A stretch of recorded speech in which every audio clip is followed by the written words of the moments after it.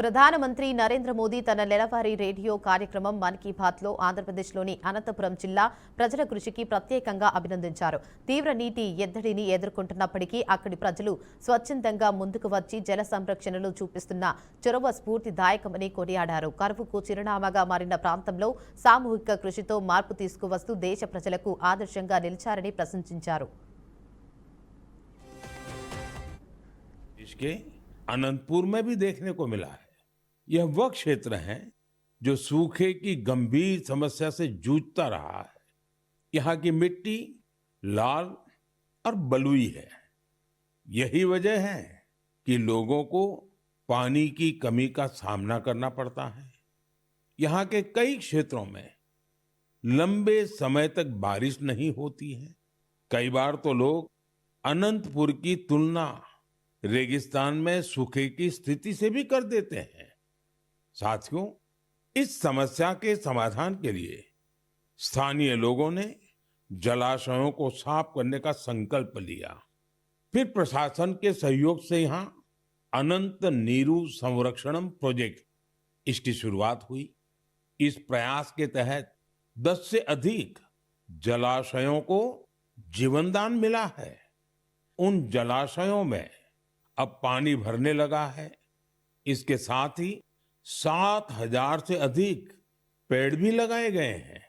यानी अनंतपुर में जल संरक्षण के साथ साथ ग्रीन कवर भी बढ़ा है। यहाँ बच्चे अब तैराकी का आनंद भी ले सकते हैं। एक प्रकार से कहें तो यहाँ का पूरा इकोसिस्टम फिर से निखर उठा है। जन भागीदारी का ऐसा ही प्रयास आंध्र प्रदेश के अनंतपुर में भी देखने को मिला है। यह वह क्षेत्र है जो सूखे की गंभीर समस्या से जूझता रहा है। यहाँ की मिट्टी लाल और बलुई है। यही वजह है कि लोगों ముర్ము మాట్లాడుతున్నారు. ఇప్పుడు అలా చూద్దాం. राष्ट्रीय प्रयासों से अनेक क्षेत्रों में महिलाओं की भागीदारी बढ़ी है। बेटी बचाओ बेटी पढ़ाओ अभियान से बेटियों की शिक्षा को प्रोत्साहन मिला है। प्रधानमंत्री जन धन योजना के तहत अब तक 57 करोड़ से अधिक बैंक खाते खोले जा चुके हैं। इनमें महिलाओं के खाते लगभग 56% है। हमारी बहनें और बेटियां परंपरागत रूढ़ियों को तोड़कर आगे बढ़ रही हैं। महिलाएं देश के समग्र विकास में सक्रिय योगदान दे रही है। 10 करोड़ से अधिक सेल्फ हेल्प ग्रुप्स से जुड़े बहनें विकास की नई परिभाषा लिख रही हैं। महिलाएं खेत खलिहानों से लेकर अंतरिक्ष तक, स्वरोजगार से लेकर सेनाओं तक अपनी प्रभावी पहचान बना रहे हैं। खेल कूद के क्षेत्र में हमारी बेटियों ने विश्व स्तर पर नए प्रतिमान स्थापित किए हैं। पिछले वर्ष नवंबर में भारत की बेटियों ने I C C women's cricket world cup और उसके बाद blind women's T20 world cup जीतकर स्वर्णिम इतिहास रचा है। पिछले ही वर्ष चेस वर्ल्ड कप का फाइनल मैच भारत की ही 2 बेटियों के बीच खेला गया। ये उदाहरण खेल जगत में हमारी बेटियों के वर्चस्व का प्रमाण है। ऐसी बेटियों पर देशवासियों को गर्व है। पंचायती राज संस्थाओं में महिला जन प्रतिनिधियों की संख्या लगभग 40% है।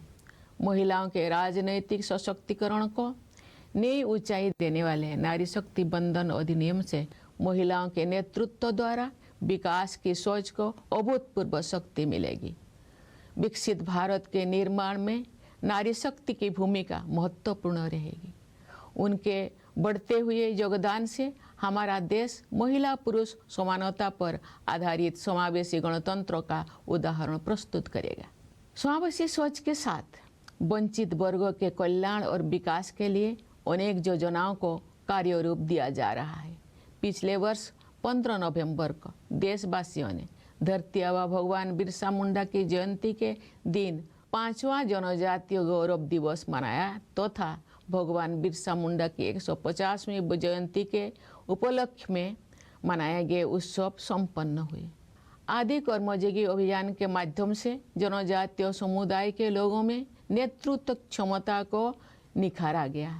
विगत वर्षों में सरकार ने जनजातीय समाज के गौरवशाली इतिहास से देशवासियों का परिचय कराने के लिए संग्रहालय के निर्माण सहित अनेक कदम उठाए। उनके कल्याण और विकास को प्राथमिकता दी गई है। राष्ट्रीय सिकिल सेल एनीमिया उन्मूलन मिशन के तहत अब तक 6 करोड़ से अधिक स्क्रीनिंग की जा चुकी है।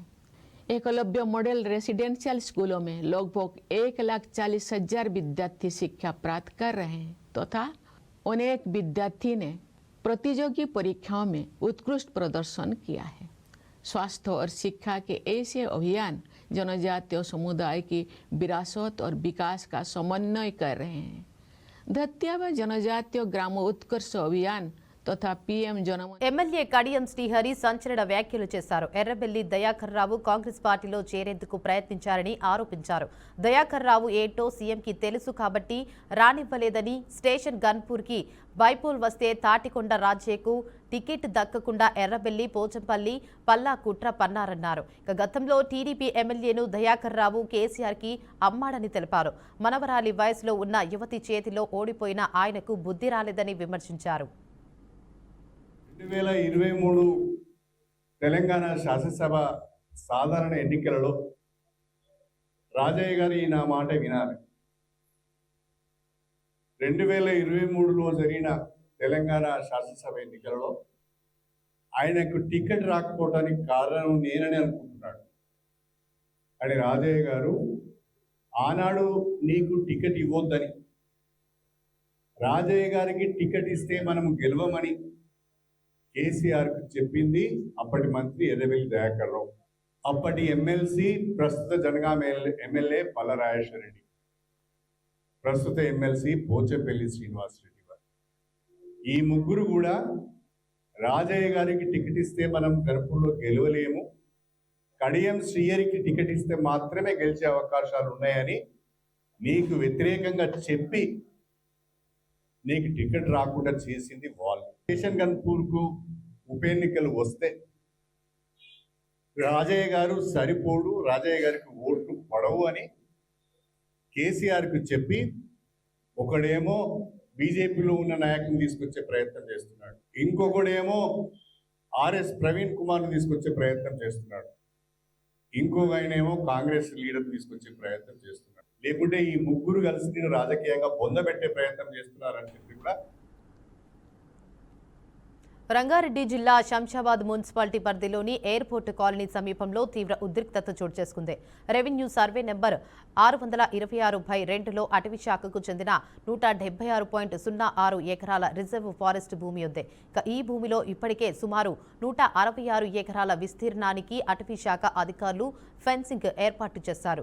అయితే మిగిలిన 9.5 ఎకరాల భూమి విషయంలో గత కొంతకాలంగా అటవీ శాఖ అధికారులకు ఆ భూమిలో నివసిస్తున్న స్థానికులకు మధ్య వాగ్వాదం కొనసాగుతుంది. ఈ భూమి అటవీ శాఖకు చెందినదేదని అధికారులు స్పష్టం చేస్తుండగా తమ పెద్దల కాలం నుంచి తమకే చెందిన భూమి అని అక్కడ నివసిస్తున్న వారు వాదిస్తున్నారు. ఈ క్రమంలో భూమిని చదును చేసే ప్రయత్నం చేయగా అటవీ శాఖ అధికారులు అడ్డుకోవడంతో పరిస్థితి ఉద్రిక్తతంగా మారింది. ఇరు వర్గాల మధ్య తీవ్ర వాగ్వాదం చోటు చేసుకుంది.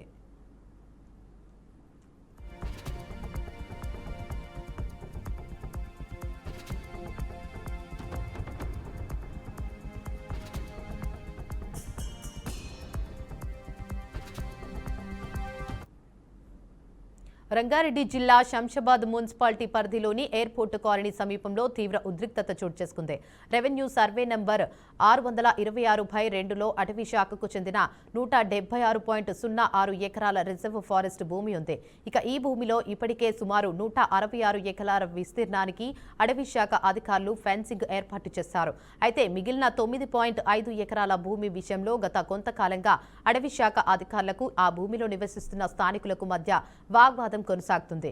ఈ భూమి అటవీ శాఖకు చెందినదేదని అధికారులు స్పష్టం చేస్తుండగా తమ పెద్దల కాలం నుంచి తమకే చెందిన భూమి అని అక్కడ నివసిస్తున్న వారు వాదిస్తున్నారు. ఈ క్రమంలో భూమిని చదును చేసే ప్రయత్నం చేయగా అటవీ శాఖ అధికారులు అడ్డుకోవడంతో పరిస్థితి ఉద్రిక్తంగా మారింది. ఇరు వర్గాల మధ్య తీవ్ర వాగ్వాదం చోటు చేసుకుంది. నటుడు దళపతి విజయ్ కు చెందిన తమిళగల వెట్రి కజగం పార్టీకి రానున్న తమిళనాడు అసెంబ్లీ ఎన్నికల్లో ఎన్నికల సంఘం విజిల్ గుర్తును కేటాయించింది. ఇవాళ చెన్నైలో పార్టీ ముఖ్య నేతలతో విజయ్ సమావేశమయ్యారు. ఇక ఈ సందర్భంగా ఈసీ కేటాయించిన విజిల్ గుర్తును అధికారికంగా ఆవిష్కరించారు. అనంతరం మీటింగ్లోనే విజిల్ వేసి కప్పు ముఖ్యం బిగిలు అనే బిగిల్ సినిమా డైలాగ్ కొట్టారు. దీంతో ఆడిటోరియం మొత్తం దద్దరిల్లింది.